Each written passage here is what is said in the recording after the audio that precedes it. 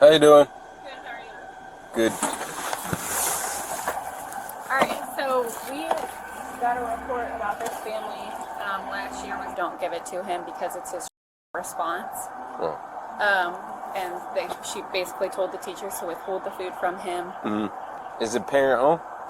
I literally knocked as hard as I could on every door and no one is answering. Yeah. But I mean, he looks like he needs medical help. Yeah, but it's been the same thing for how long? I mean, you've known this for how long? We just got this case on the 23rd. We had police out here yesterday, but no contact. Yeah, we can't. All we can do is knock. I can't break down the door to go try to get in to somebody's house.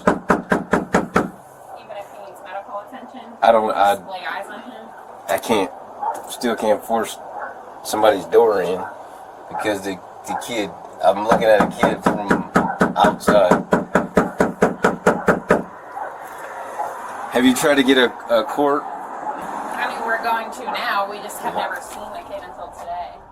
Officers found out that almost a year ago, the Department of Children and Families were called to this same home with the same concern, a child possibly being locked away and but without clear evidence, they had no choice but to leave. Now, they're back, and this time, they're not leaving without answers. I mean, we got an access point, but I can't just go in somebody's house. That's like, No, I know. I can't do. I ain't trying to get. I understand the concerns, but I can't just. Because if I go into somebody's house, and something happens, then I burglarize their house. Right. You know what I'm saying? And they got every right to protect their home from me. So my question is, if you would have him in, just I would have upped my ante and allow my supervisor to make that decision. Without my eyesight on seeing them, and me going into somebody's house puts me at. I mean, I would if I know a door open. If I wanted to go in, I would get more officers than myself to go in there. But I just don't have enough to walk in somebody with the door open. How did you get called here? You got a complaint or? No, so we got a case 2 days ago. We came out just to attempt to make contact with the family. That's when I saw the kid looking extremely. The teachers called and said. The school gave it to you? State testing people, because he's homeschooled and they saw him at state testing. So it was 2 days ago you saw him? No, I just saw him. Oh, today you said, okay. But now he's not in the window. But that's what I was telling the officer. If you see him in the window, you'll think the same thing. I think he needs medical help. I mean, I've been doing this for a while, and this is. Oh yeah, we've all been doing it for a while, right? This is not a normal spike case. Call. Sure. Yeah. Sure. Y lo raro es que el perro no ladra. Debería Pero ladrar. sí vieron al perro, sí. Ahí está. Sí, lo vieron. So she said 2 adults and a teen, about in high school. And last time was Wednesday they were up here. Pero la chica trabaja. La muchacha Wednesday? trabaja. Yeah, Wednesday was the last time she saw them. Pero ahí deben de estar porque. So she says, from their understanding, the man that lives there works at night. From their Trabaja understanding. más con. Oh, you worked at night time? At night. Siempre la señora es la que está la gordita Yeah. americana. And it's always So they saw an adult and another teenager here Wednesday. Their understanding is the dad works night shift. Might be sleeping, I don't know. For nearly an hour, officers tried to get someone to come out, knocking on doors and calling out, but getting no response. Finally, they found a way in and gave loud commands for the parents to come out. When the father eventually stepped out with the child, officers said one thing, and everything changed. Akron Police, if you don't come to the door, we're going to force open the door to check the welfare of the child in the house. The Akron Police, if you don't come open the door, we're going to come force the door to check the welfare of the child in the house. It's there. I just heard somebody. Hello? Come to the door. Hey, we've been knocking on the door for 20 minutes. Leave, man. I know you done heard me. I done banged on every window. We need to check the welfare of your No, you telling us that is not good enough. We need to See him. You need to bring him down here. We don't need to come in the house, but if you bring him down here, we'll check him right here.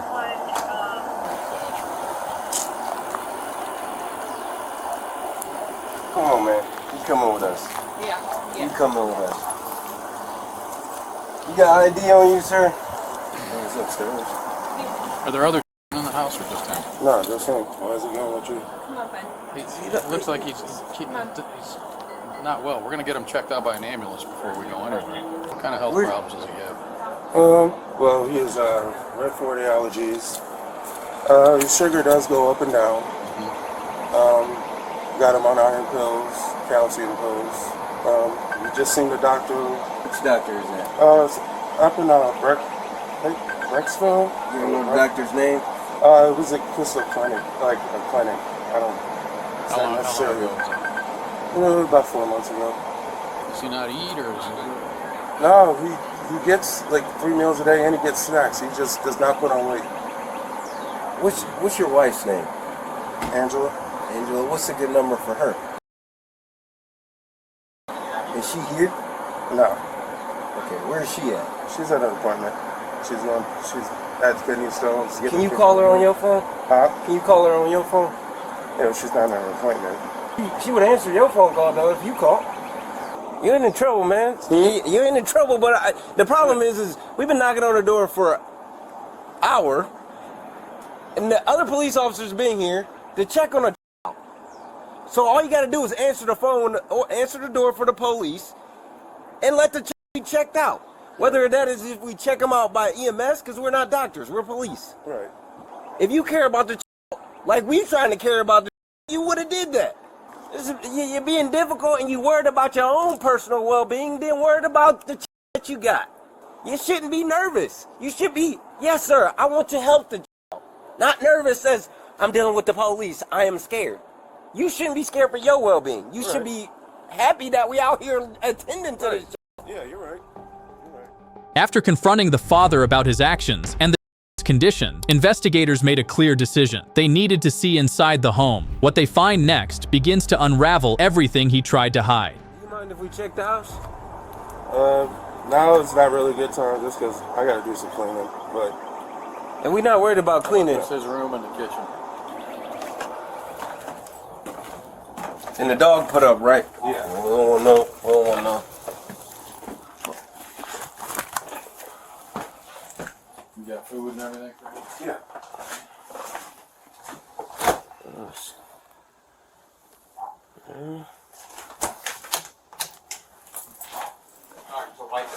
There's a wife in there too. Your wife in here? She's never been sleeping. The little boy said, "Mom's in there. She never went to sleep. Dad was sleeping." Okay. Come on. Where's wife at? Is there another kid in They there? don't need her popping up. Where's your wife at? Who's there? She's just, The dog put up. The dog put up. I got him.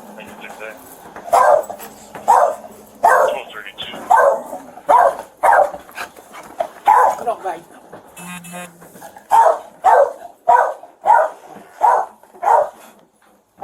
So y'all ain't hear us knocking on the door and banging on the door and all that other stuff? I can't hear you. What? Yeah, you can't hear me because the dog been barking the whole time. Oh, I had earbuds. Your cameras work? Yeah. You didn't see us on the camera? I don't pay attention to it. Okay.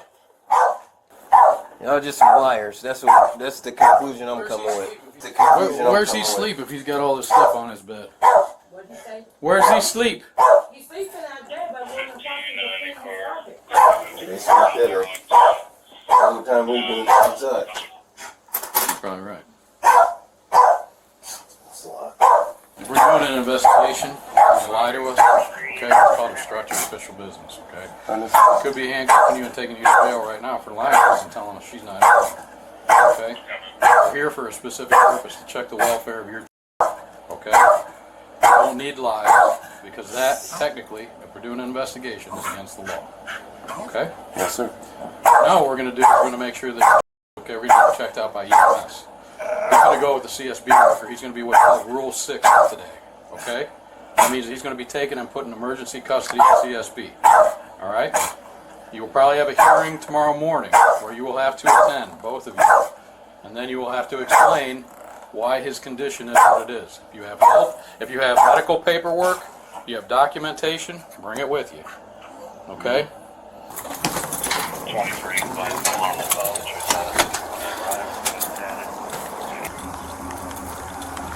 When was the last time you went to the doctor? A couple years? It's been a long time. You see, like around his nose, he's kind of got like some. When did you fall on your bike? Little bit. Not long ago. Not long ago? I was just riding my bike and knocked out. Were you wearing a helmet? Yes. How'd you get that one on your head then? Was that something different? Yeah. What was that one from? Can't remember. Okay, that's fine, buddy. Thank you, guys. Thank you. But it still wasn't over. Officers searched further and discovered a basement filled with stacked boxes and a strange setup that immediately raised concerns. They pressed the father for answers, and what he revealed quickly shifted the entire direction of the investigation. Somebody was sleeping down here. God, look at these flies. We got guinea pig, rabbits. Jesus, big ass rabbit. I'm assuming this is what sleeps. So many flies. All this, look at that shit. Piss, look at all the piss on the floor. It don't drain, it can't drain. You're supposed to have a drain there. These rabbits, there should be a humidifier and a fucking air purifier down here. Yeah, no, this is where somebody's sleeping here, for sure. It's pretty what? Pretty bad. There's like a bunch of flies, a bunch of animals, a bunch of piss and shit on the floor from the animals. You can see all these flies going around in there. I'm a straight up person. I'm not going to beat around the bush here and try to bullshit you or tell you a bunch of lies, okay? I'm going to be honest with you because ultimately your son needs help and I think you and your wife need some help. But in order for us to help you guys, I need to know what's going on. He's very unhealthy weight. He is very up. He is very his body and his muscles. And quite honestly, it's that he's in. You're not under arrest. You are going to be charged. I am going to write you a summons. You don't have to talk to me. You can tell me, and I'll leave. I'm not going to talk to you anymore. I'll get your summons, and we'll deal with things later. But what I want to do is kind of help you all out to find that way of helping you guys. So I need to know what's going on. The skinny part, we're trying to find that out ourselves. I know every day before I leave work I feed them. And then when I get home I feed them. Yes. What do you typically feed them? Usually oatmeal or cereal in the morning. When I get home, I give them pasta, vegetables. Usually for my job, I bring home pasta, vegetables. Or, if we feel like cooking, whatever we cook. But I tend to get home kind of late. During the day, there's snacks and stuff here for him because he is homeschooled.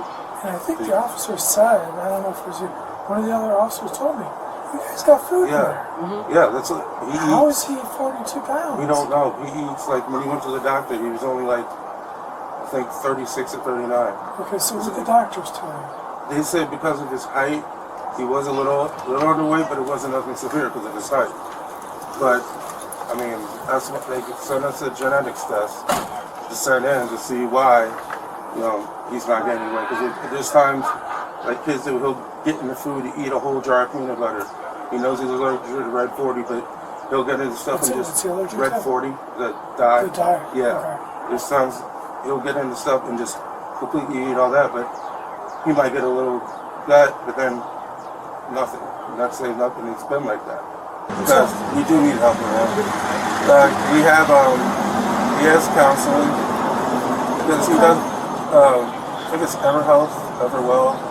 He has like counseling every week because he has behavior problems. Like he's bit her plenty of times. Like there was a time early on when we got him out. Yeah, we believe, and his counselors even believe, it's a lot of resentment from his biological mother. But her being the one with him most of the time, he takes it on her. Like this times, she's told me like, he put a pillow on her face, over her face. This is, early on. He did that to her? Mm-hmm. So does he ever do these things to you? No. So is that why she has to go with him? Probably. Do you ever have to get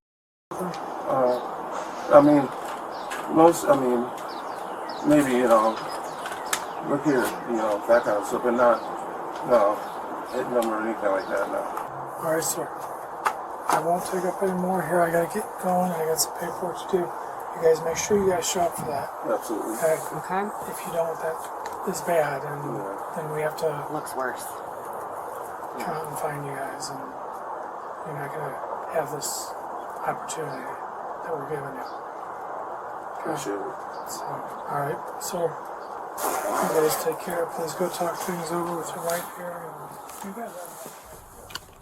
Jason and Angela were charged with and after authorities say a child in their care was severely neglected and not given proper food. The situation came to light after medical staff and child services noticed warning signs, leading to a full investigation. Both defendants pleaded no contest and are now waiting for sentencing. Officials say this case shows how different agencies work together to remove the child from danger and take action.